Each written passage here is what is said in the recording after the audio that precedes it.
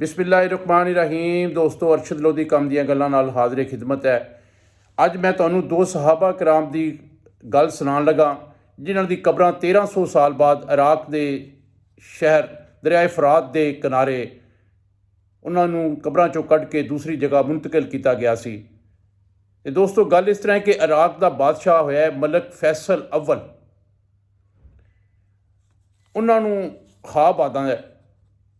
ख्वाब ਦੇ ਵਿੱਚ ਦੋ ਸਹਾਬਾ ਕਰਾਮ ਆਉਂਦੇ ਨੇ, ਆਪਣਾ ਨਾਂ ਦੱਸਦੇ ਨੇ ਕਿ ਅਸੀਂ ਸਾਡੀ ਜਿਹੜੀ ਕਬਰਾਂ ਨੇ ਉਹ ਦਰਿਆਏ ਦਜਲਾ ਦੇ ਨਜ਼ਦੀਕ ਨੇ। ਹਜ਼ਰਤ ਹਜ਼ੀਫਾ ਬਿਨ ਈਮਾਨ ਦੀ ਕਬਰ ਦੇ ਵਿੱਚ ਪਾਣੀ ਆਉਣਾ ਸ਼ੁਰੂ ਹੋ ਗਿਆ ਅਤੇ ਹਜ਼ਰਤ ਜਾਬਰ ਬਿਨ ਅਬਦੁੱਲਾ ਦੀ ਕਬਰ ਹਲਕੀ ਫੁਲਕੀ ਨੀਮ ਹੋਣਾ ਸ਼ੁਰੂ ਹੋ ਗਈ ਹੈ। ਤੁਸੀਂ ਇਸ ਤਰ੍ਹਾਂ ਕਰੋ, ਤੁਹਾਨੂੰ ਹੁਕਮ ਜਾਰੀ ਕੀਤਾ ਜਾਂਦਾ ਹੈ ਕਿ ਤੁਸੀਂ ਇਹ ਕਬਰਾਂ ਸਾਡੀਆਂ ਖੋਦ ਕੇ ਸਾਡੀਆਂ ਮਈਤਾਂ ਕੱਢ ਕੇ ਅਤੇ ਦੂਸਰੀ ਜਗ੍ਹਾ ਮੁੰਤਕਿਲ ਕਰੋ।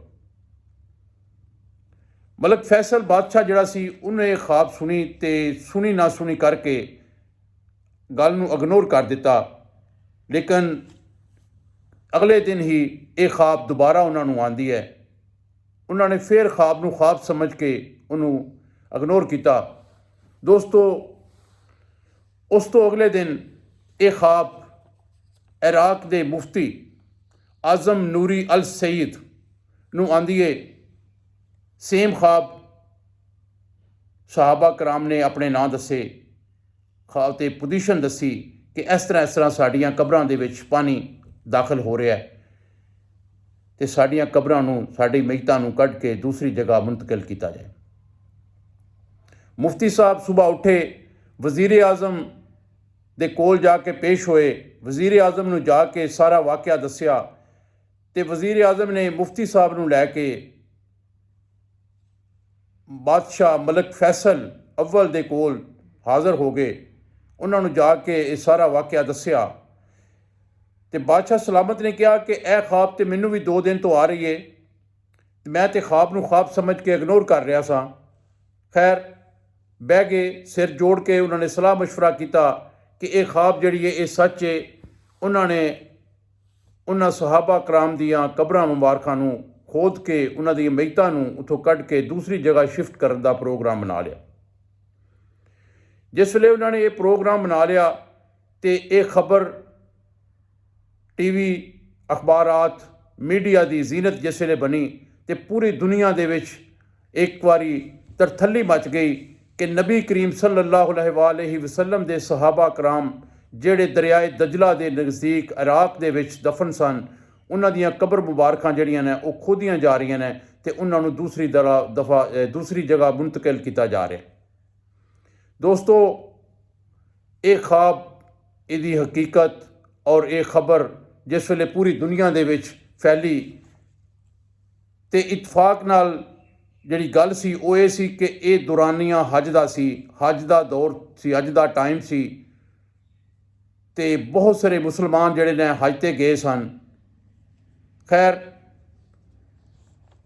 ਜਿਹੜੇ ਮੁਤਲਕਾ ਮੁਲਕ ਸਨ ਇਸਲਾਮੀ, ਜਿਸ ਤਰ੍ਹਾਂ ਕਿ ਤੁਰਕੀ, ਈਰਾਨ, ਬਲਗਾਰੀਆ, ਰੂਸ, ਲਬਨਾਨ, ਮਿਸਰ, ਸ਼ਾਮ, ਫਲਸਤੀਨ, ਪਾਕਿਸਤਾਨ, ਇਹ ਸਾਰੇ ਮੁਲਕਾਂ ਨੇ, ਉਹਨਾਂ ਦੇ ਸਫੀਰਾਂ ਨੇ ਜਾ ਕੇ ਮੁਤਾਲਬਾ ਕੀਤਾ ਕਿ ਜਨਾਬ ਅਸੀਂ ਵੀ ਇਹਨਾਂ ਚੀਜ਼ਾਂ ਦੇ ਵਿੱਚ ਸ਼ਾਮਲ ਹੋਣਾ ਚਾਹੁੰਦੇ ਹਾਂ, ਲੇਕਿਨ ਇਸ ਵੇਲੇ ਚੂੰਕਿ ਹੱਜ ਦਾ ਦੌਰ ਹੈ, ਹੱਜ ਦਾ ਟਾਈਮ ਹੈ, ਇਸ ਵਾਸਤੇ ਇਹ ਜਿਹੜਾ ਕੰਮ ਹੈ ਇਹਨੂੰ ਹੱਜ ਤੋਂ ਬਾਅਦ ਕੀਤਾ ਜਾਏ।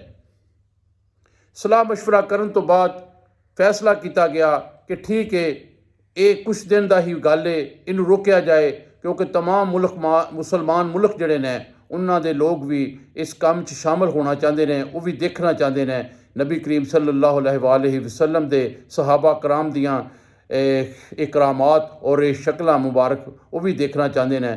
ਖੈਰ, ਫੈਸਲਾ ਕੀਤਾ ਗਿਆ ਕਿ ਹੱਜ ਤੋਂ ਬਾਅਦ 8 ਦਿਨ ਬਾਅਦ ਜਿਹੜਾ ਇਹ ਕਬਰਾਂ ਮੁਬਾਰਕਾਂ ਜਿਹੜੀਆਂ ਨੇ ਇਹਨਾਂ ਨੂੰ ਖੋਦਿਆ ਜਾਏਗਾ। ਉਹ 8 ਦਿਨ ਪੂਰੀ ਦੁਨੀਆ ਦੇ ਵਿੱਚ ਇੱਕ ਤਰਥੱਲੀ ਮਚੀ ਰਹੀ। ਬਹੁਤ ਸਾਰੇ ਚਾਮਗੋਈਆਂ ਕੀਤੀਆਂ ਗਈਆਂ, ਬਹੁਤ ਸਾਰੇ ਲੋਕ ਆਪਣੇ ਆਪਣੇ ਖਿਆਲਾਤ ਦਾ ਇਜ਼ਹਾਰ ਕਰਦੇ ਰਹੇ। ਖੈਰ, ਅੱਲਾ ਅੱਲਾ ਕਰਕੇ ਇਹ ਟਾਈਮ ਗੁਜ਼ਰਿਆ। ਜਿਸ ਵੇਲੇ 8 ਦਿਨ ਗੁਜ਼ਰ ਗਏ ਅਤੇ ਪੂਰੀ ਦੁਨੀਆ ਤੋਂ ਮੁਸਲਮਾਨ ਜਿਹੜੇ ਨੇ ਉਹ ਇਰਾਕ ਪਹੁੰਚ ਗਏ। ਇਰਾਕ ਦੇ ਬਾਦਸ਼ਾਹ ਮਲਕ ਫੈਸਲ ਨੇ ਉਹਨਾਂ ਦਾ ਪੁਰਤਬਾਕ ਇਸਤਕਬਾਲ ਕੀਤਾ। ਉਹਨਾਂ ਵਾਸਤੇ ਅਹਿਤਮਾਮ ਕੀਤਾ ਗਿਆ, ਖਾਣੇ ਦਾ, ਰਿਹਾਇਸ਼ ਦਾ, ਹਰ ਤਰ੍ਹਾਂ ਦੀਆਂ ਸਹੂਲਤਾਂ ਫਰਾਹਮ ਕੀਤੀਆਂ ਗਈਆਂ। ਖੈਰ ਉਹ ਵਕਤ, ਉਹ ਟਾਈਮ, ਉਹ ਘੜੀ ਆਣ ਪਹੁੰਚੀ ਜਿਸ ਵੇਲੇ ਸਹਾਬਾ ਕਰਾਮ ਦੀਆਂ ਕਬਰ ਮੁਬਾਰਕਾਂ ਨੂੰ ਇੱਕ ਜਗ੍ਹਾ ਤੋਂ ਦੂਸਰੀ ਜਗ੍ਹਾ ਸ਼ਿਫਟ ਕਰਨਾ ਸੀ। ਇਹ ਦੋਸਤੋ ਫੈਸਲਾ ਕੀਤਾ ਗਿਆ ਕਿ ਇੱਕ ਕਰੇਨ ਜਿਹੜੀ ਹੈ ਉਹਦੀ ਮਦਦ ਦੇ ਨਾਲ ਇੱਕ ਕਬਰ ਮੁਬਾਰਕ ਨੂੰ ਜਿਹੜਾ ਨਾ ਉਹ ਖੋਦਿਆ ਜਾਏ ਅਤੇ ਸਹਾਬਾ ਕਰਾਮ ਦੀ ਮਈਅਤ ਜਿਹੜੀ ਹੈ ਉਹਨੂੰ ਕੱਢ ਕੇ ਅਤੇ ਦੂਸਰੀ ਜਗ੍ਹਾ 'ਤੇ ਸ਼ਿਫਟ ਕੀਤਾ ਜਾਏ। ਖੈਰ ਜਿਸ ਵੇਲੇ ਕਬਰ ਮੁਬਾਰਕ ਖੋਦਣ ਵਾਸਤੇ ਕਰੇਨ ਦਾ ਅਰੇਂਜ ਕੀਤਾ ਗਿਆ, ਹਜ਼ਰਤ ਹੁਜ਼ੈਫਾ ਬਿਨ ਈਮਾਨ ਦੀ ਕਬਰ ਜਿਹੜੀ ਹੈ ਜਿਹਦੇ 'ਚ ਥੋੜ੍ਹਾ ਪਾਣੀ ਆ ਗਿਆ ਸੀ, ਉਹਨਾਂ ਦੀ ਕਬਰ ਮੁਬਾਰਕ ਨੂੰ ਜਿਸ ਵੇਲੇ ਕਰੇਨ ਦੀ ਮਦਦ ਨਾਲ ਖੋਦਿਆ ਗਿਆ ਅਤੇ ਜਿਸ ਵੇਲੇ ਮਈਅਤ ਨੂੰ ਕਰੇਨ ਦੇ ਜ਼ਰੀਏ ਸ਼ਿਫਟ ਕਰਨ ਦੀ ਵਕਤ ਆਇਆ ਅਤੇ ਮਈਅਤ ਖੁਦ ਬ ਖੁਦ ਕਰੇਨ ਦੇ ਵਿੱਚ ਆ ਗਈ। ਇਹ ਵਾਕਿਆ ਦੇਖ ਕੇ ਤਮਾਮ ਦੀਆਂ ਅੱਖਾਂ ਖੁੱਲੀਆਂ ਰਹਿ ਗਈਆਂ। ਖੈਰ ਮਈਅਤ ਜਿਸ ਵੇਲੇ ਬਾਹਰ ਕੱਢੀ ਗਈ ਅਤੇ ਹਜ਼ਰਤ ਸਲਮਾਨ ਫਾਰਸੀ ਰਹਿਮਤੁल्लाह ਅਲੈਹ ਦੇ ਮਜ਼ਾਰ ਦੇ ਨਜ਼ਦੀਕ ਇਹਨਾਂ ਦੀਆਂ ਕਬਰਾਂ ਨੂੰ ਦੁਬਾਰਾ ਤਿਆਰ ਕੀਤਾ ਗਿਆ ਸੀ, ਉੱਥੇ ਤਦਫੈਨ ਕਰਨੀ ਸੀ। ਖੈਰ ਦੋਨਾਂ ਸਹਾਬਾ ਕਰਾਮ ਨੂੰ ਜਿਸ ਵੇਲੇ ਉੱਥੇ ਸ਼ਿਫਟ ਕੀਤਾ ਗਿਆ, ਲੋਕਾਂ ਨੂੰ ਦੀਦਾਰ ਕਰਾਇਆ ਗਿਆ ਅਤੇ ਲੋਕ ਦੇਖ ਕੇ ਹੱਕੇ ਪੱਕੇ ਰਹਿ ਗਏ ਕਿ ਉਹਨਾਂ ਦੋਨਾਂ ਸਹਾਬਾ ਕਰਾਮ ਦੀਆਂ ਮਈਤਾਂ ਇਸ ਤਰ੍ਹਾਂ ਹੀ ਸਨ ਕਿ ਜਿਸ ਤਰ੍ਹਾਂ ਘੰਟੇ 2 ਘੰਟੇ ਪਹਿਲਾਂ ਇਹਨਾਂ ਮਈਤਾਂ ਨੂੰ ਦਫਨਾਇਆ ਗਿਆ ਹੋਏ ਅਤੇ ਫਿਰ ਦੁਬਾਰਾ ਪੱਟ ਲਿੱਤਾ ਜਾਏ। ਉਹਨਾਂ ਦੀਆਂ ਅੱਖਾਂ ਮੁਬਾਰਕਾਂ ਖੁੱਲ੍ਹੀਆਂ ਸਨ ਔਰ ਇੰਨਾ ਨੂਰ ਸੀ ਕਿ ਜਿਹੜਾ ਬੰਦਾ ਉਹਨਾਂ ਦੀਆਂ ਅੱਖਾਂ ਦੇ ਵਿੱਚ ਅੱਖਾਂ ਪਾ ਕੇ ਦੇਖਦਾ ਸੀ ਉਹ ਨੂਰ ਦੇ ਨਾਲ ਦੇਖ ਕੇ ਉਹ ਬਰਦਾਸ਼ਤ ਨਹੀਂ ਸੀ ਕਰ ਪਾਉਂਦਾ। ਅਤੇ ਅੱਲਾਹ ਪਾਕ ਦਾ ਇਹ ਮੌਜਜ਼ਾ ਦੇਖ ਕੇ, ਸਹਾਬਾ ਕਰਾਮ ਦੀ ਕਰਾਮਾਤ ਦੇਖ ਕੇ ਇਹ ਤਮਾਮ ਮੁਸਲਮਾਨ ਜਿਹੜੇ ਉੱਥੇ ਆਏ ਸਨ ਔਰ ਪੂਰੀ ਦੁਨੀਆ ਜਿਹੜੀ ਹੈ ਉਹ ਇੱਕ ਦਫਾ ਅੱਲਾਹੁ ਅਕਬਰ ਕਹਿਣ 'ਤੇ ਮਜਬੂਰ ਹੋ ਗਈ। ਅਤੇ ਦੋਸਤੋ ਨਬੀ ਕਰੀਮ ਸੱਲੱਲਾਹੁ ਅਲੈਹਿ ਵਸੱਲਮ ਦੇ ਉਹ ਸਹਾਬਾ ਕਰਾਮ ਦੀਆਂ ਕਬਰਾਂ ਅੱਜ ਵੀ ਹਜ਼ਰਤ ਸਲਮਾਨ ਫਾਰਸੀ ਰਹਿਮਤੁल्लाह ਅਲੈਹ ਦੇ ਮਜ਼ਾਰ ਦੇ ਨਾਲ ਮੌਜੂਦ ਨੇ। ਜਿਹੜੇ ਲੋਕ ਇਰਾਕ ਜਾਂਦੇ ਨੇ ਉਹਨਾਂ ਦਾ ਦੀਦਾਰ ਕਰਨ ਵਾਸਤੇ, ਉੱਥੇ ਫਾਤਿਹਾ ਖਾਨੀ ਕਰਨ ਵਾਸਤੇ ਉਹ ਜ਼ਰੂਰ ਜਾਂਦੇ ਨੇ। ਇਹ ਦੋਸਤੋ ਉਹ ਸੱਚ ਹੀ ਕਿਹਾ ਕਿ ਮੁਹੰਮਦ ਕੇ ਗੁਲਾਮੋਂ ਕਾ ਕਫਨ ਮੈਲਾ ਨਹੀਂ ਹੋਤਾ। ਜਿਹੜੇ ਨਬੀ ਕਰੀਮ ਸੱਲੱਲਾਹੁ ਅਲੈਹਿ ਵਸੱਲਮ ਦੇ ਆਸ਼ਿਕ ਦੀਵਾਨੇ ਅਤੇ ਉਹਨਾਂ ਨੂੰ ਪਿਆਰ ਕਰਨ ਵਾਲੇ ਲੋਕ ਨੇ, ਅੱਲਾ ਦਾ ਹੁਕਮ ਹੈ ਕਿ ਕੋਈ ਜ਼ਮੀਨ ਦੀ ਉਹ ਮਿੱਟੀ ਜਿਹੜੀ ਹੈ ਉਹਨਾਂ ਦੇ ਕਫਨ ਨੂੰ ਗੰਦਿਆ ਨਹੀਂ ਕਰ ਸਕਦੀ, ਖਰਾਬ ਨਹੀਂ ਕਰ ਸਕਦੀ। ਅਤੇ ਦੋਸਤੋ ਅੱਜ ਦੀ ਗੱਲ ਇਹ ਤਾਂ ਗੱਲ ਨਹੀਂ, ਇਹ ਮੌਜਜ਼ਾ ਹੈ ਉਹਨਾਂ ਸਹਾਬਾ ਕਰਾਮ ਦਾ ਜਿਨ੍ਹਾਂ ਨੇ 1300 ਸਾਲ ਬਾਅਦ ਇਰਾਕ ਦੇ ਬਾਦਸ਼ਾਹ ਦੇ ख्वाब 'ਚ ਆ ਕੇ ਹੁਕਮ ਸਾਦਰ ਕੀਤਾ ਕਿ ਸਾਡੀਆਂ ਮਈਤਾਂ ਨੂੰ ਪੁੱਟ ਕੇ ਦੂਸਰੀ ਜਗ੍ਹਾ ਸ਼ਿਫਟ ਕੀਤਾ ਜਾਏ।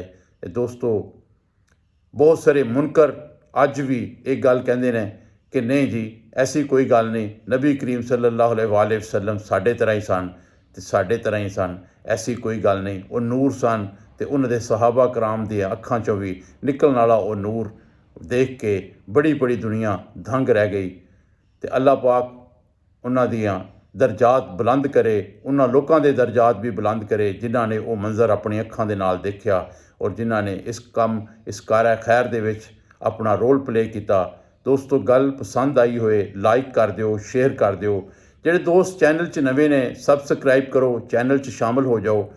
ਬਸ਼ਰਤੇ ਜ਼ਿੰਦਗੀ ਕੱਲ੍ਹ ਫਿਰ ਕਿਸੇ ਨਵੇਂ ਗੱਲ ਨਾਲ, ਨਵੇਂ ਟਾਪਿਕ ਨਾਲ ਹਾਜ਼ਰ ਹੋਵਾਂਗਾ। ਕੱਲ੍ਹ ਤੱਕ ਇਜਾਜ਼ਤ, ਅੱਲਾ ਹਾਫਿਜ਼।